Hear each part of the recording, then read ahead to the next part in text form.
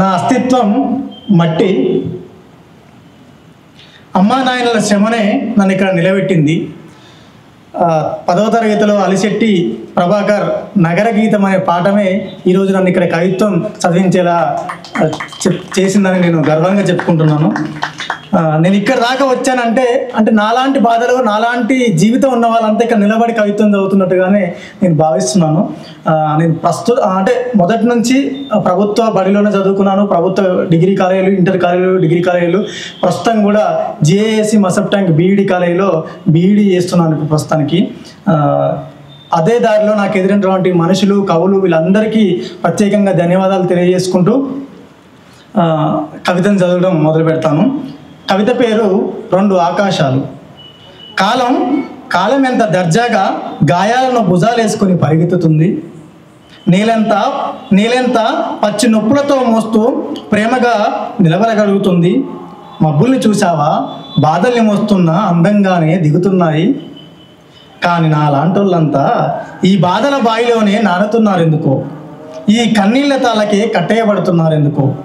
పుట్టెడు ఆలోచన సలపరింతల్లో చదువుకు పోతే ఇంటికి రాలేను, ఇంటికి పోతే చదువుకు రాలేను, రెక్కలున్న 2 చోట్ల వాలలేను. ఎటు పోదామన్నా ఈ పైసల ముళ్ళ కంపల్ని దాటలేక ఏడుపు వస్తుంది. ఎటు పోదామన్నా ఈ పైసల ముళ్ళ కంపల్ని దాటలేక ఏడుపు వస్తుంది. ఏ దారిలో అడిగేద్దామన్నా రూపాయి బుసలు కొడుతుంది. అమ్మ దుఃఖపు సంచి, నాయన బాధల గోడు, పంట చేతికి చిక్కని రూపాయి బిల్ల, అప్పులు గుండె మీద ఎక్కిన రోగి బిడ్డ. పాలోడు పడిగాపులు కాస్తుంటాడు, కూలోడు కుతకుత ఉడుకుతుంటాడు, అప్పులోడు నిప్పులా మండుతుంటాడు. తెచ్చుకున్న మహిళా సంఘంలో నెల ఇంటి ముందే కూర్చుంటాడు. వాయిదా సబ్బులోడు బండియాలను కొడుతుంటాడు. దాచుకున్న 100 రూపాయల నోట్ ఒకటి బయటకు తీద్దామంటే భయం జ్వరబడుతుంది.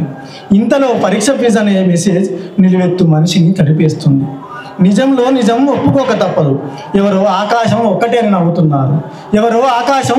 నవ్వుతున్నారు. మనిషికి 2 ఆకాశాలు ఉంటాయి.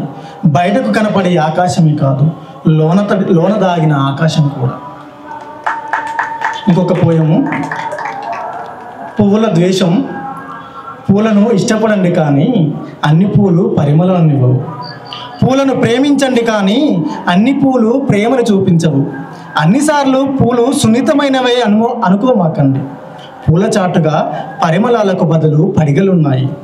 పూల చాటుగా ద్వేషాలు తలదాచుకుంటున్నాయి.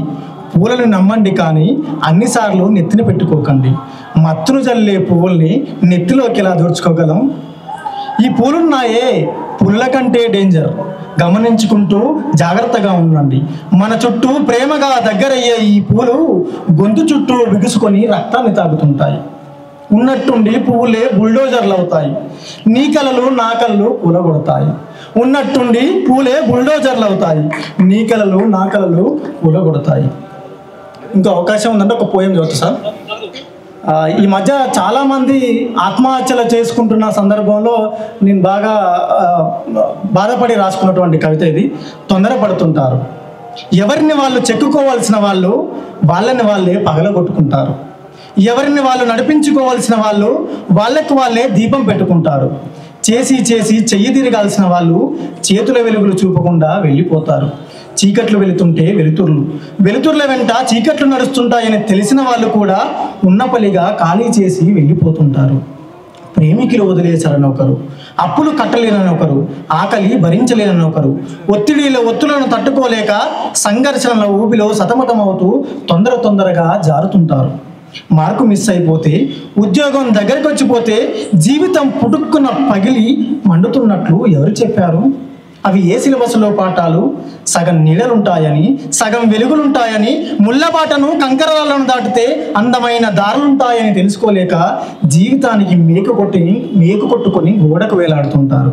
ఎంత కష్టమైన పనినప్పటికీ రంపంతో కోసుకోవడానికే ఇష్టపడుతుంటారు. మత్తుగా మారిపోయి కింద పడి పగిలిన బీరు సీసాలాగా చూస్తుండగానే ఇంకిపోతారు. రాలిపోయే సమయంలో రాలిపోతాం, జారిపోయే కాలంలో జారిపోతాం.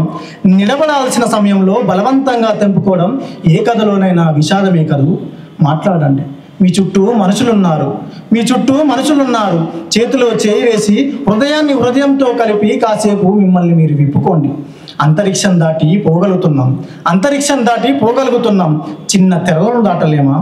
ఒడుపు తెలియాలి కానీ ఈ గాయాల రోడ్లను క్రాస్ చేయడం ఏమంత పని కాదు. ఒక మనిషి ఖాళీతనాన్ని మరొక మనిషి పూడ్చలేడు. మనుషులు విలువైన వస్తువుల కన్నా అత్యంత విలువైన వాళ్ళు. Thank you.